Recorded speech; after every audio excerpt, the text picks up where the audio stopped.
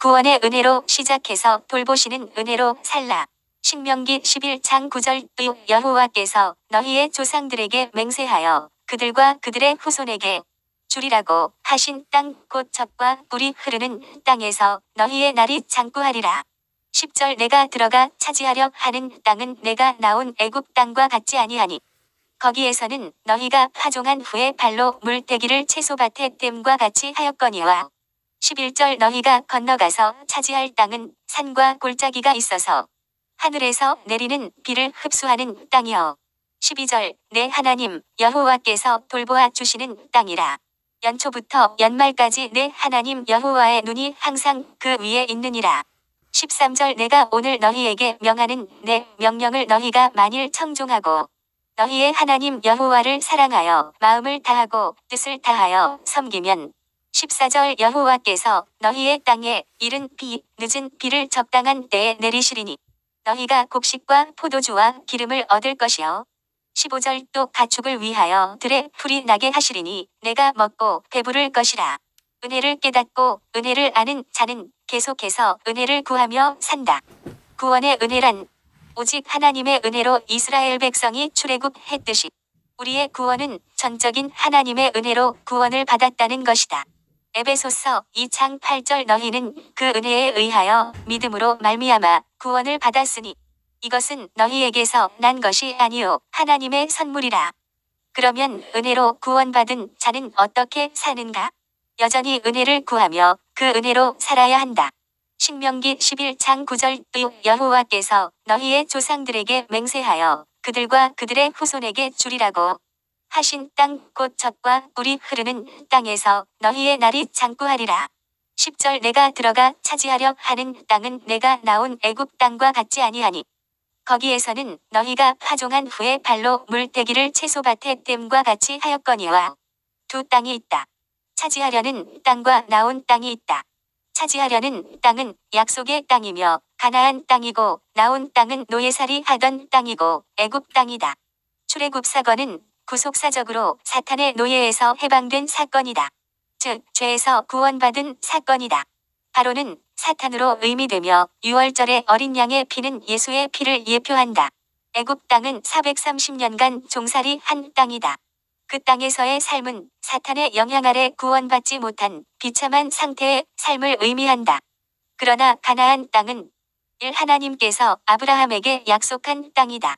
창세기 15장 16절 내 자손은 4대 만에 이 땅으로 돌아오리니 이는 아모리 족속의 죄악이 아직 가득 차지 아니함이니라 하시더니 이 젖과 꿀이 흐르는 땅이고 아름답고 광대한 땅이다. 출애굽기 3장 8절 내가 내려가서 그들을 애굽인의 손에서 건져내고 그들을 그 땅에서 인도하여 아름답고 광대한 땅 젖과 꿀이 흐르는 땅에 데려가려 하노라. 3 또한 가나안 땅은 장차 들어갈 천국을 상징하는 땅이기도 하다. 찬송가 606장 해보다 더 밝은 저 천국 며칠 후 요단강 건너가 만나리. 4뿐만 아니라 구원의 은혜를 누리며 살아야 할 천국의 모형으로서의 이 땅이기도 하다. 천국에 대한 미래성과 현재성이 있다. 언젠가는 이 땅의 삶을 마친 후에 들어갈 천국이 있다. 장차 미래에 들어갈 천국이다. 또한 이 땅에서도 하나님을 모시고 살면 살고 있는 그곳이 천국이다. 천국의 현재성이다. 주님께서도 하나님의 나라는 너희 안에 있다고 하셨다. 찬송가 438장 3절 높은 산이 거친 들이 초막이나 궁궐이나 내 주 예수 모신 곳이 그 어디나 하늘나라. 이 땅이 힘들지만 주님을 모시고 살면 천국이다. 구원받은 백성은 이 땅에서 천국을 맛보고 누리며 경험해야 한다. 이 세상에서부터 천국의 삶을 살아야 한다. 그러므로 우리가 예수 믿어 구원받은 자라면 우리는 지금 가나안 땅에 들어와 살고 있다. 그렇지만 가나안 땅에 살지만 여전히 은혜 없이는 살 수 없다. 왜 구원받은 우리가 가나안 땅에 사는 우리가 하나님 은혜 없이는 살아갈 수 없는가? 첫째는 가나안 땅이 애굽 땅과 같지 않기 때문이다. 신명기 11장 10절 내가 들어가 차지하려 하는 땅은 내가 나온 애굽 땅과 같지 아니하니 거기에서는 너희가 파종한 후에 발로 물대기를 채소밭에 댐과 같이 하였거니와 11절 너희가 건너가서 차지할 땅은 산과 골짜기가 있어서 하늘에서 내리는 비를 흡수하는 땅이여. 애굽 땅은 파종한 후에 발로 물때기를 채소밭의 댐과 같이 할 수 있었다. 이스라엘 백성이 살았던 애굽 땅 곳에는 나일강 하류로 수로에 흐르는 물이 풍족했다. 물을 걱정할 필요가 없었다. 그러나 가나안 땅은 산과 골짜기로 비를 흡수하는 땅이다. 산과 골짜기가 많은 땅이다. 평지가 아니다. 그 땅은 목축은 가능하지만 농사하기에는 척박한 땅이다.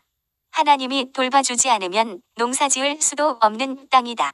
평지보다 산과 골짜기가 많은 땅이고 비를 흡수하는 땅이기 때문이다. 제대로 살아갈 수도 없는 땅이다. 그래서 하나님의 은혜 없이는 살아갈 수 없는 땅이다. 둘째는 하나님의 돌보아 주심이 필요한 땅이기 때문이다. 12절 내 하나님 여호와께서 돌보아 주시는 땅이라. 여호와 하나님께서 돌봐 주셔야 하는 땅이기 때문이다. 애굽은 하나님이 특별히 돌봐주지 않아도 농사짓는데 별 어려움이 없다. 우리도 예수 믿기 전에는 하나님 없이도 잘 살았다. 그런데 예수 믿고 보니 이제 하나님 없이는 살 수 없다는 것을 깨닫게 된다. 가나안 땅에 들어와 보니 하나님의 돌보심 없이는 살아갈 수가 없다는 것을 알게 된다. 그러면 하나님은 어떻게 우리를 돌봐 주시는가? 1. 여호와의 눈이 항상 그 위에 있으므로 돌봐 주신다. 12절 내 하나님 여호와께서 돌보아 주시는 땅이라. 연초부터 연말까지 내 하나님 여호와의 눈이 항상 그 위에 있느니라. 연초부터 연말까지 1년 내내 항상 가나안 땅에 사는 동안 내내 하나님께서 돌보아 주신다. 여호와의 눈이 항상 그 위에 있다는 말은 하나님의 관심이 구원받은 자기 백성에게 있다는 말이다. 관심을 가지고 사랑의 눈빛을 가지고 그 땅 사람들을 유심히 깊이 바라보고 있다는 뜻이다. 온 세상을 다스리시고 통치하시면서도 동시에 하나님은 한 사람 한 사람을 주목하고 계신다. 왜냐하면 이 가나안 땅이 척박하기 때문이다. 영적으로 살기에 너무나 힘든 땅이기 때문이다. 믿음을 무너뜨리라는 적들이 사방에 있기 때문이다. 그러나 하나님의 눈이 우리 위에 있다. 외롭다, 힘들다 하는 마음이 들 때마다 하나님이 내 위에 있음을 기억하라. 그 하나님께서 관심을 가지고 보고 계신다. 돌보시기 위해, 도우시기 위해 지켜보고 계심을 잊지 말라. 이 때를 따라 이른 비와 늦은 비를 내려주심으로 돌보아 주신다. 14절 여호와께서 너희의 땅에 이른 비, 늦은 비를 적당한 때에 내리시리니 너희가 곡식과 포도주와 기름을 얻을 것이요. 이른 비는 11월에 파종할 시기에 내리는 비를 말한다. 이 비가 땅을 부드럽게 습기 있게 해서 씨가 발아하고 곡식이 잘 자라도록 한다. 늦은 비는 3, 4월의 추수 직전에 내리는 비로 곡식이 결실을 하고 열매를 탐스럽게 맺게 만든다. 가나안 땅에서는 이른 비와 늦은 비를 때를 따라 내려주지 않으면 농사할 수 없다. 성경에는 약속의 땅 가나안을 젖과 꿀이 흐르는 땅이라고 한다. 정말 그런가? 정말 젖과 꿀이 흐르는 땅인가? 실제로는 그렇지 않다. 가나안 땅은 척박한 땅이다.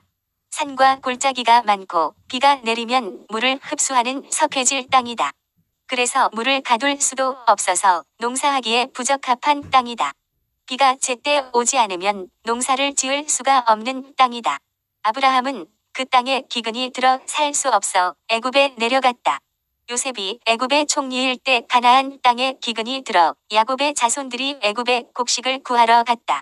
사람의 눈으로는 젖과 꿀이 흐르는 땅은 애굽 땅이다. 그런데 가나안 땅이 젖과 꿀이 흐르는 땅이 될 수 있는 것은 하나님이 돌보시는 땅이기 때문이다. 하나님의 눈이 항상 그 위에 있어 돌보아 주신다.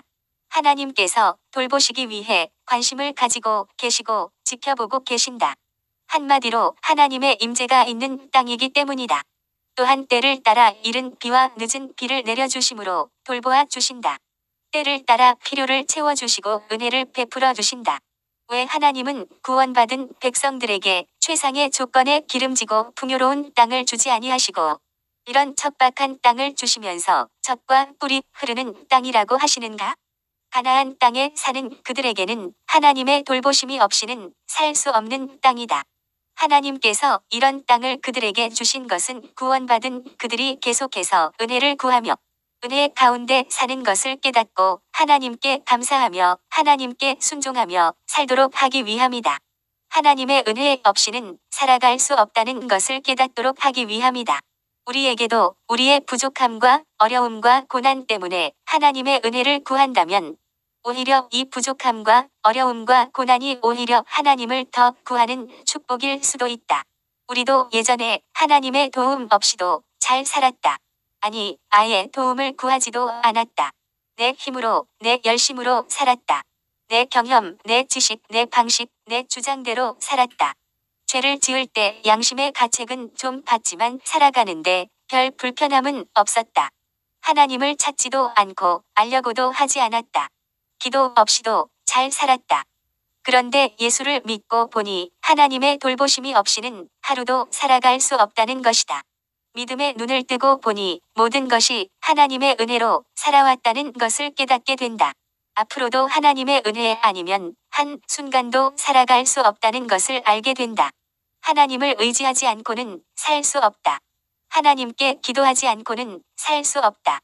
더 이상 예전 방식으로는 살아서도 안 되고 그렇게는 살 수 없다는 것을 깨닫게 된다. 이곳이 어디인가? 가나안 땅이다. 예수 믿고 구원받은 자가 살아가는 땅이다. 이 땅에서의 삶이다. 이것을 깨닫는 사람이 하나님의 사람이다. 주님, 나는 하나님의 은혜 없이는 하루도 살아갈 수 없습니다.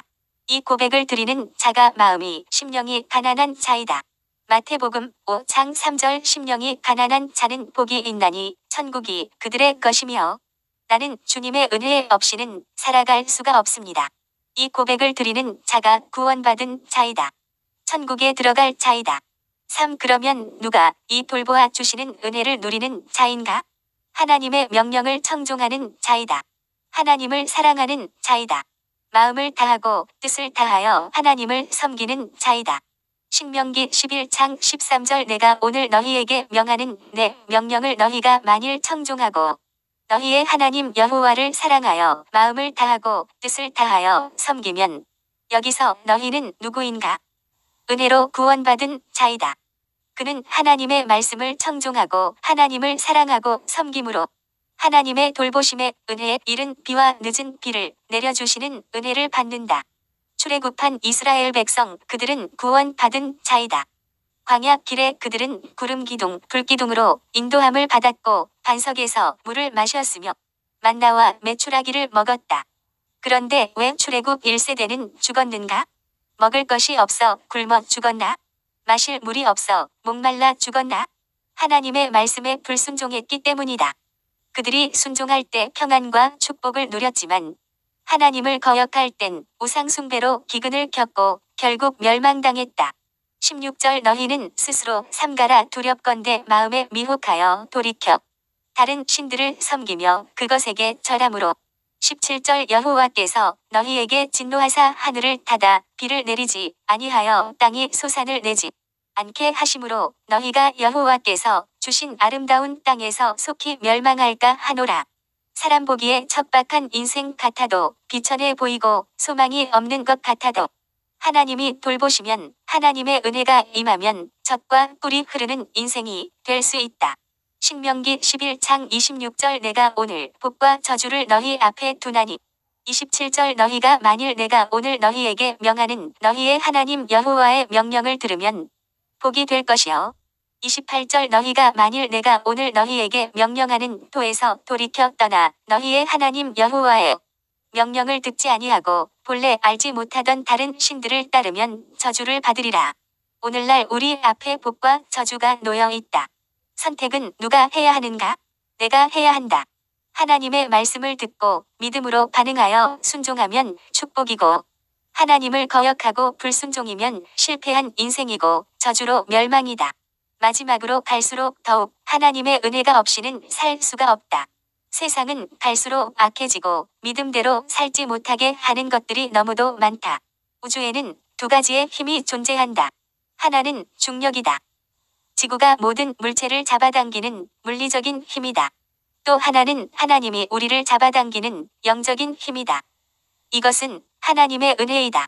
이 두 가지가 있기에 세상이 존재하고 우리가 살아갈 수 있다. 구원받기 전에는 하나님 없이도 잘 사는 것처럼 여겼지만 은혜로 구원받고 나니 하나님의 은혜 없이는 살 수 없다는 고백이 절로 나온다. 출애굽한 이스라엘 백성을 하나님은 그들을 구름 기둥과 불 기둥으로 인도하셨다. 오늘날에도 구원받은 하나님의 백성들의 삶을 인도하신다. 무엇으로 하시는가? 살아있는 생명의 말씀, 하나님의 말씀으로 인도하신다. 그리고 내주하시는 성령으로 우리를 인도하신다. 우리는 하나님의 말씀을 읽고 듣고 묵상할 때마다 말씀대로 살아야 할 것을 깨닫는다. 또한 말씀대로 살고 싶은 열망도 생긴다. 그러나 안타깝게도 우리는 그렇게 살 만한 능력이 없다. 그렇게 살아야 될 줄을 알면서도 우리는 의지가 굳지 못하고 연약하다. 지혜가 부족하다. 그래서 여전히 넘어지고 실수하고 또 다시 실패한다. 마음으로 흔들리고 입술로 실수하고 행동으로 헛된 짓을 한다. 그리고 그로 인해 낙담하기도 한다. 그러나 감사하게도 성령님이 계신다. 성령님은 도우시는 분이시다. 지혜를 주시고 말씀을 주시고 행할 수 있는 능력을 주시는 분이시다. 말씀대로 살 수 있도록 힘과 용기를 주시는 분이시다. 성령님의 도우심을 구하고 인도하심을 구하고 능력을 구하면 능히 승리의 삶을 살도록 하실 것이다. 아멘.